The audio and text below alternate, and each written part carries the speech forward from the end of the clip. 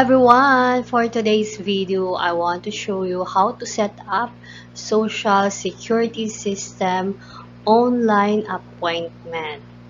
But first, we need to register online on the website at www.sss.gov.ph. So after the registration, you can start using the website. And then you can generate PRN online. So if you want to pay your monthly contribution, your existing loan payments, so you can generate PRN online. Then you can update information, set appointment online, and many more.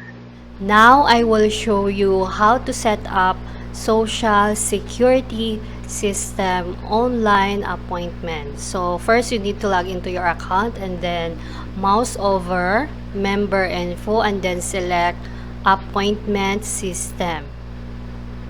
Then make sure that your contact information is updated. So if not, you can click here to update your contact information. And then select purpose. So you can select under benefits, contribution, membership.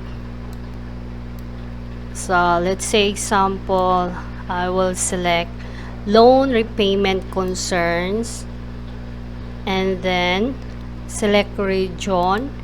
So you can select NCR, Luzon, Visayas, Mindanao, POEA, and foreign offices. So let's say Visayas, and then the branch Bacolod, Baez, or you need to select your place.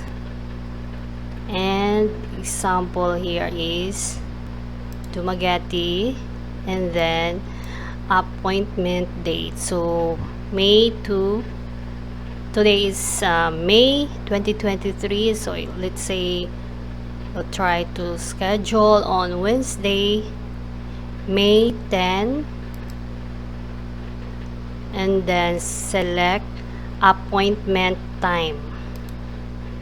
So your available time. So it's up to you. You can select here. So example 10 to 11 a.m. So appointment time 10 to 11 a.m. So it depends on your available time. And then concern, you need to add additional information here regarding with your purpose. And then after, you will click submit schedule. So after you click submit schedule, so it will look like this. So this is an example of successfully set up appointment with social security system. So your SS number, transaction number, appointment date and time, and then your concern, purpose, and the branch of the place. And don't forget to screenshot your appointment schedule to make sure you have a copy. So that's all for today. Thank you for watching.